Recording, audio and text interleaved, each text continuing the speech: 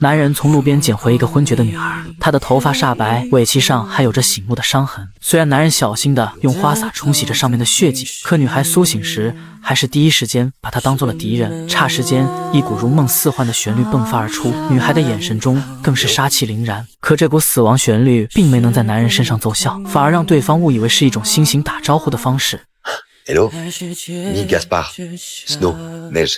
此时的帕德当然不会知道，自己无意间捡来的这个女孩，正是来自深海的美人鱼一族。她的眼泪可以化作价值连城的珍珠，曾有无数男人因为贪图钱财向她示爱，可却没有一人能够活过一夜温存的第二天，只因在她身上背负着一道致命的诅咒，凡是跟她接触过的男人都会不受控制的心脏爆裂而死。然而命运的齿轮总是充满着戏谑，女孩怎么也不会想到，她居然会在人间遇到一个值得付诸一生的男人。对方眼中没有贪婪的神色，会温柔地帮她治疗尾巴上的伤口，会精心为她准备美味的牛排，也会教她如何使用陌生的餐具。或是被男人身上这股真挚所打动，女孩便也当即向他道出了善意的提醒。可听后的帕德只是笑着摇了摇头，他没有理会女孩的劝告，而是温柔安抚着她的情绪，表示等你伤势痊愈时，我自然会送你回去。然而即便期间帕德对她的照顾无微不至，可女孩依旧十分好奇，为何当她吟唱起这首死亡旋律之时，帕德却像个没事人般完好无损。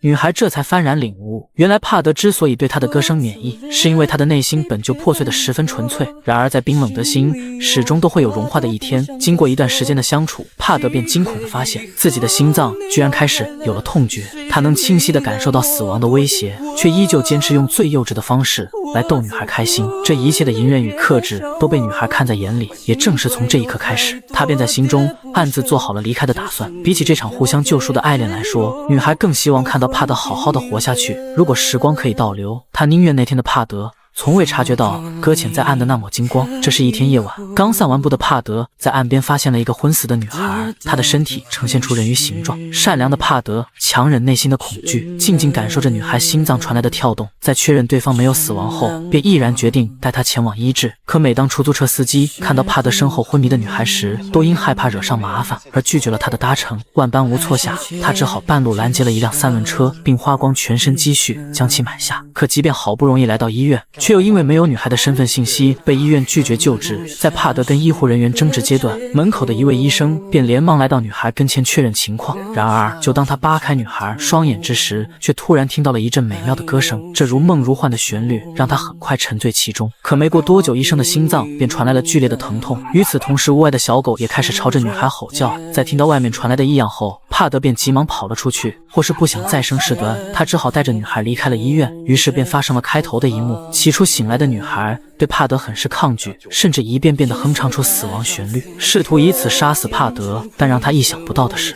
自己远远低估了身边这个男孩的善意，他会像照顾小孩般来照顾他，怕他无聊，还特地买来一台小型电视机。每次上班前，帕德都会先将电视节目提前放好再走。对于从小在深海长大的女孩来说，电视中闪过的黑白画面便足以让她开心一整天，却丝毫没有注意到，她前段时间在路上残留的血液已经引起了科研人员的注意。并且就在这时，帕德的邻居也偷偷潜入了家里。在看到女孩的一刻，邻居便对她美人鱼的装扮赞不绝口，并还下意识地认为女孩就是帕德的新任女友。为了能让她更好地了解帕德，邻居随即便向女孩说出了对方的往事。原来早在帕德小的时候，他的母亲便已离他而去，临走前他留下的一本故事书成了帕德世上唯一的牵绊。可命运的齿轮总是充满着戏谑，多年后他却不幸弄丢了这个最珍贵的东西，再加上遇到的感情都很是不顺。正因为这样，帕德的心才渐渐变得荒芜。在邻居走后，安妮便好奇地燃起他留下的一根香烟，只是初次抽烟的他很快便被呛到。慌乱中，安妮不慎打翻了一旁的香水，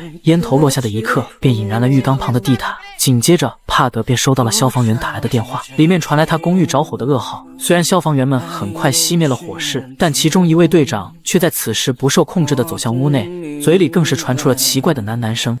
J'ai l'impression que la fumée chante. Ouais. faut vraiment le creuser, chef.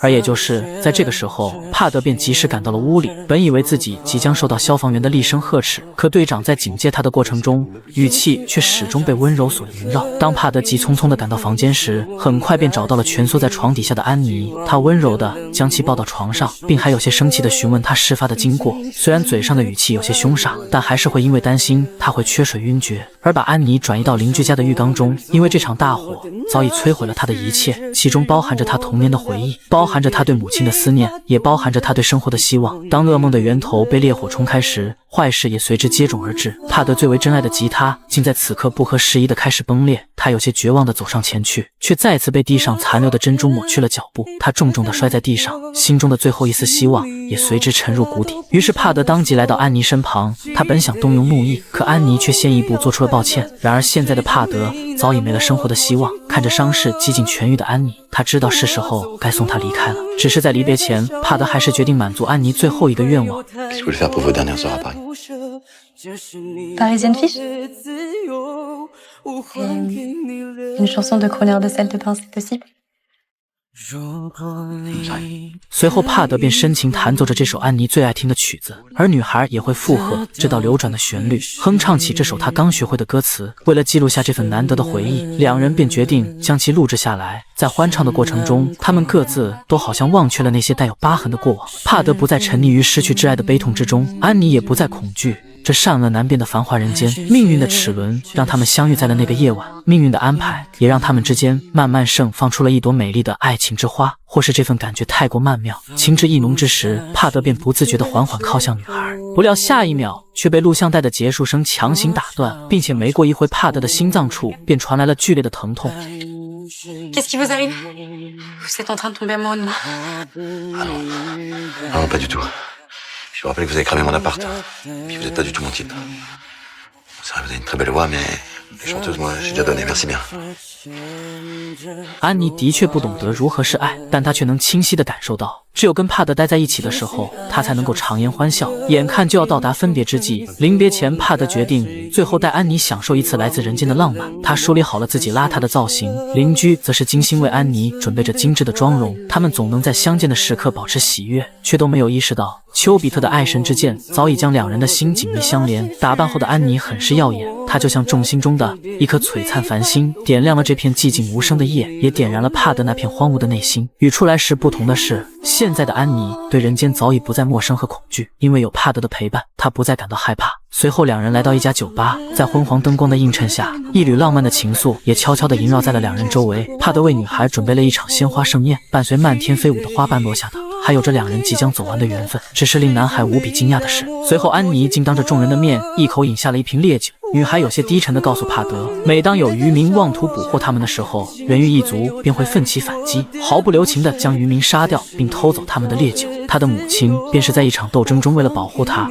而被渔民刺杀的。悲惨的遭遇引起了帕德的同情，因为他了解失去亲人的痛苦，随即便十分愧疚地向安妮道着抱歉。接着安妮告诉他，现在的人鱼一族只剩下了自己一人，可值得庆幸的是，在有生之年他竟会遇到一个不贪钱财的善良之人。帕德带给他的感觉是那样独特，也欣喜于自己喜欢的人不会受到死亡旋律的影响。可他却怎么也不会想到，就在两人起舞阶段，帕德的心脏便已传来了万蚁尸骨般的痛觉。或许只有帕德自己知道，这场最美的不爱宣言终将抵挡不住爱情涌来的潮水。在车上，帕德突然拿出一把风琴，这是他送给女孩的分别礼物。最后，帕德教会了安妮如何使用这个乐器。狭小的空间内肆意弥漫着亲人的气息，宏大的巴黎铁塔见证了他们的爱情，无边的夜色成了两人最为浪漫的点缀。随后，帕德带着安妮偷偷溜进了一家海洋馆，他想要记住女孩自由的模样，也在这一刻清晰地感受到了阻隔在他们之间的那道无可跨越的鸿沟。无善水性的帕德不惧生死，只是微微一笑便跳入其中。在水底深处，安妮与鱼群共舞，她美得动人心弦，美得整片水域都为她翩翩起舞。帕德多么想把时间定格在这一瞬间，却突然承受不住心脏处传来的巨大反噬。虽然安妮在关键时刻救下了他，可缠绕在帕德内心的剧痛却丝毫没有锐减。于是隔天，趁着自己还能坚持，帕德便提前将安妮送到了那片海域。只是到了地方时，两人都没有要下车的意思，并且一番犹豫过后，帕德便提出想要安妮继续留在他身边的夙愿。可女孩很快拒绝了帕德，因为她不想因为自己的存在让他心脏爆裂而亡。Non, c'est trop risqué. Je ferai tout pour vous. Je m'occuperai de vous, puis quand vous aurez le mal du pays, je vous emmènerai à l'océan, l'Atlantique, le Pacifique, l'Indien, celui que vous voulez. J'apprendrai même à nager avec des bouteilles, comme ça je pourrai vous suivre partout. 没有多么动人的情话，最终帕德用他的真心打动了安妮，他还是选择了继续待在男孩身边。这一次，帕德不仅为安妮准备了新的浴缸，还不惜把自己的房间改造成了一个滑稽的舞台，上面的每个动作都由帕德精心设计而成，只为博得安妮的倾城一笑。然而没过多久，这个笑靥如花的女孩却在片刻后不自觉地哭了出来，因为在她的记忆里，除了妈妈，就没有人这样对待过自己了。这一刻，她恍如明白了什么是爱，也能够确信帕德真真切切地深爱着自己。可爱一个人不能出于自私，他同样爱着帕德，所以他不能眼睁睁地看着帕德死去，以至于当帕德回家时，翻遍角落也找不到安妮的身影。原来在这之前，研究所的科研人员便来过此处，安妮没有反抗地答应了他们的带离，并且为了救治那些被安妮歌声伤害过的人，他们还企图对安妮的身体进行解剖研究。幸好在这之前，邻居及时通知了帕德，他们趁着换岗之际，身穿护士服带走了安妮。而也正是从此刻起，帕德与安妮的缘分便慢慢走向了尽头。因为他的身份已被世人知道，出于安全考虑，他们只能尽快地将安妮送回海里。邻居为了帮他们，还特地将浴缸搬到了车上。这夜在逃亡的过程中，两人被迫迎来了分别。只是在黎明即将破晓前，帕德依旧能够感受到身后的温存。可即便有着太多的眷恋与不舍，他们的爱情或许也注定只能消失在这片无边的夜色中。